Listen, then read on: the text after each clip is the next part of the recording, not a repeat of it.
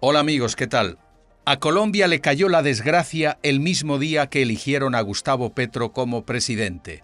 Se les coló entonces el enemigo en unas elecciones donde el mínimo común denominador escogió a un personaje ignorante y resentido, el mitómano, como lo llaman, empeñado en aplicar una agenda bolivariana que, si la lleva a cabo, incluirá seguir los pasos de la Venezuela chavista, es decir, confiscaciones y expropiaciones, control absoluto del Estado, adoctrinamiento, opresión y exilio masivo para los disidentes.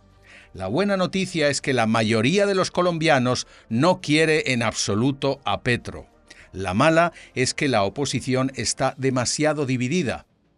Hola, soy Constantino de Miguel, bienvenido a Desde mi punto de vista, el canal que combate la mentira de los medios de desinformación y propaganda.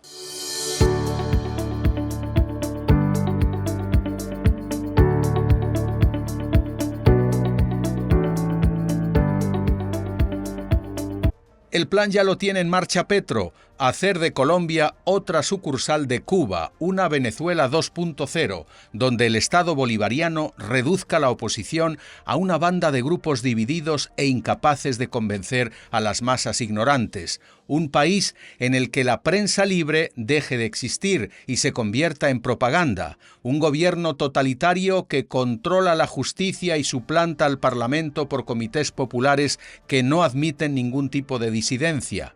Una economía donde la empresa es extorsionada por el Estado y el ahorro privado confiscado.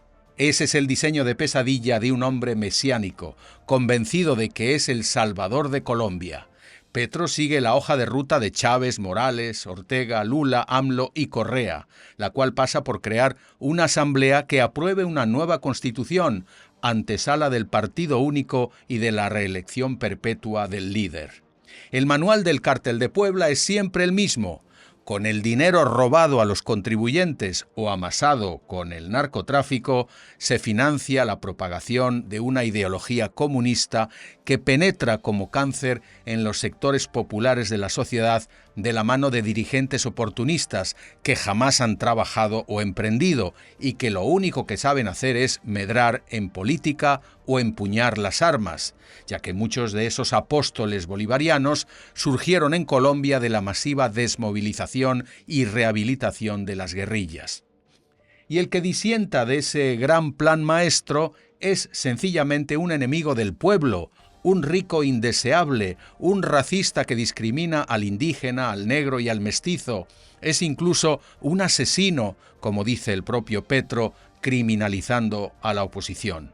Son los asesinos los mismos que gritan fuera Petro, porque es que no se pueden aguantar que alguien con café de leche en la piel y que no es de sus familias y que no le interesa ser de sus familias, ni conquistarse una esposa de sus familias, ni meterse a sus clubes. Hay que reconocer que su verborrea discursiva es ejemplar. Petro saca sobresaliente en el ejercicio de transposición, es decir, atribuir al adversario los propios crímenes y pecados, de tal manera que el inocente se convierta en culpable. O sea, Petro, ¿resulta que las víctimas de 30 años de terrorismo son ahora los asesinos? ¿Los verdugos de esa guerra civil que sufrió Colombia se han convertido, sin arrepentirse, en gente decente que quiere la paz y pretende que se olviden sus delitos en aras de la concordia?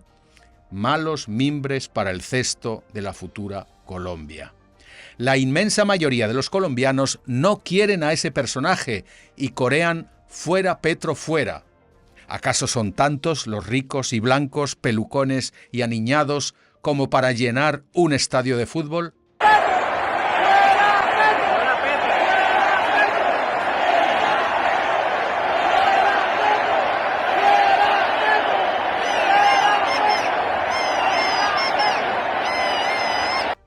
Fuera Petro, fuera. Ese es el clamor de la Colombia que trabaja y emprende, la que ha convertido a ese país en una economía diversificada, pujante y muy prometedora. Pero ya no es así desde que Petro asumió el poder. El PIB crece apenas un 1% anual y la desocupación ronda el 12%. La clase media sufre un acoso permanente por parte de un gobierno de Bogotá que se ha convertido en el enemigo a su tranquilidad y a su prosperidad, ya que es la fuente de toda inseguridad y robo institucionalizado. Inseguridad ciudadana provocada por grupos armados que han sido desmovilizados por la ley que Gustavo Petro denomina como paz total. Todo un fracaso porque la violencia no solo no ha disminuido, sino que está a la orden del día. El plan Paz Total no va de justicia, sino de que el Estado termine pagando a los delincuentes para que dejen de delinquir. Es decir, el contribuyente colombiano debe pagar un impuesto revolucionario a cambio de que los miembros de las FARC ayer y del ELN hoy, además de pandillas y grupos delincuenciales, renuncien a lo único que saben hacer: robos armados y secuestros para extorsionar. Es simplemente aberrante. Además de que, como señala esta diputada, se trata de un medio para reclutar efectivos armados al servicio del gobierno, algo así como las milicias chavistas de Venezuela. A mí este programa me huele a un reclutamiento de colectivos y de milicias conformadas por jóvenes delincuentes para, al parecer, estar al servicio del gobierno. Esto es más o menos como hoy funciona en Venezuela los colectivos chavistas, que son un brazo paramilitar del gobierno de Nicolás Maduro para intimidar, extorsionar y asesinar al pueblo venezolano. Esto es demasiado peligroso como está concebido. Y hablando de Venezuela, sorprende que Petro esté creando una extensión de ese narcoestado socialista, quizá con el propósito de un día crear una gran Colombia bolivariana que abarque desde el Ecuador a la propia Venezuela. Petro se ha convertido en cómplice de la dictadura de Nicolás Maduro al negarse a hablar del fraude electoral cometido por esa tiranía chavista. En Colombia asistimos también a un robo institucionalizado por parte de un Estado que pretende expropiar el dinero de los ciudadanos, confiscando el ahorro privado en cuentas bancarias con el propósito de destinarlo a proyectos de inversión en turismo, agricultura, vivienda y energías renovables. Es decir, el plan de Petro implica que todo dinero generado con el trabajo y el esfuerzo ya no le pertenece a los colombianos. Tampoco los bancos comerciales podrán prestarlo con criterios de rentabilidad. Ese ahorro forzoso sería la receta de un desastre económico para Colombia. No solo sería un saqueo al patrimonio del ciudadano, sino que provocaría una masiva huida de capitales, la ruina de la banca comercial, además de una inflación incontrolable. Por otro lado, la inversión privada se desplomaría, porque el Estado drenaría todos los recursos disponibles. En esa voracidad fiscal tan socialista, Petro ha subido además los impuestos a empresas y particulares, mientras amenaza con enajenar tierras en zonas agrarias para dárselas a los desmovilizados de las guerrillas. Y en ese robo desde arriba, la corrupción estatal se ha generalizado bajo la administración de Petro, a pesar de que ganó las elecciones con un discurso anticorrupción que estigmatizó a los opositores. Pero todo eso era simplemente una cortina de humo para esconder casos de nepotismo, contrataciones a dedo y beneficios que han obtenido personas de su entorno familiar, como su hijo y su hermano, y también de su entorno político. El Ministerio de Igualdad, por ejemplo, ha resultado ser una tapadera para malversar millones de pesos que fueron a parar a unas 460 cuentas fantasmas. Escándalos como el de la compra de carrotanques en La Guajira, donde se sospecha de sobrecostos y coimas. La crítica se centra en que, a pesar de su discurso anticorrupción, el gobierno de Petro ha estigmatizado a sus opositores en lugar de combatir la corrupción de manera efectiva. En todo caso, la conquista del poder le ha servido para lavar su pasado de delincuente guerrillero y también para rehabilitar a decenas de miles de delincuentes militarizados de esas partidas guerrilleras que se dedicaron al secuestro, al asesinato, violaciones y también, por supuesto, a ese medio de vida que era el narcotráfico. Para los que no lo siguieron, Petro empezó su carrera en el M-19, que fue esta guerrilla asesina que entre muchos actos terroristas se tomó el Palacio de Justicia en noviembre de 1985, conduciendo a la muerte eventual de 111 personas. Después vino la amnistía del M-19, con la cual Petro llega al Congreso en Colombia. En 1994, ya como congresista, Petro trae a Hugo Chávez, lo invita a Colombia después del golpe en Venezuela, cuando Chávez también es indultado, y ahí dice que encuentran una sintonía ideológica.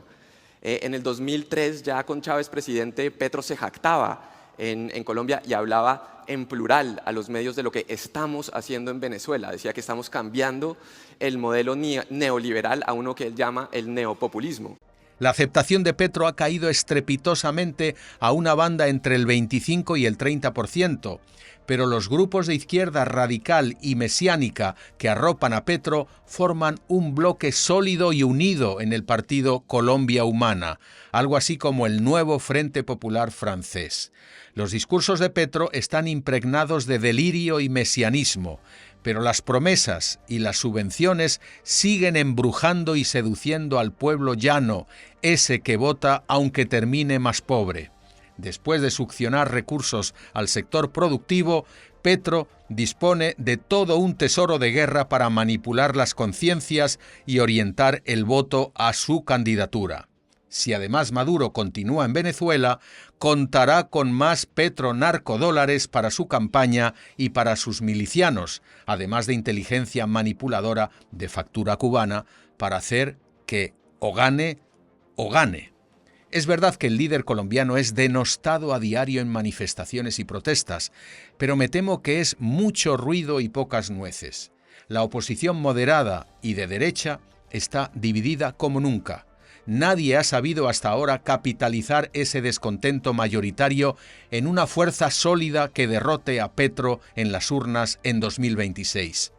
Si Petro logra captar esos 11 millones de votos para conquistar la mayoría en el Congreso colombiano y luego, además, consigue ser reelegido a través de otro candidato, Colombia puede hundirse por muchos años en ese agujero negro del narcosocialismo siglo XXI. ¿Y tú, qué opinas? Mucho agradezco que matices, complementes, amplíes y critiques también este punto de vista personal e intransferible sobre la actualidad política de Colombia. Un análisis que hago con total y absoluta independencia, también con mucho esfuerzo y dedicación. Por eso agradezco que me regales un me gusta y te suscribas a Desde mi punto de vista, el canal que combate la mentira y la desinformación de los medios de comunicación tradicionales. También puedes seguirme en Instagram, TikTok, X y Telegram. Quedo muy agradecido por tu compañía y fidelidad. Gracias y hasta pronto.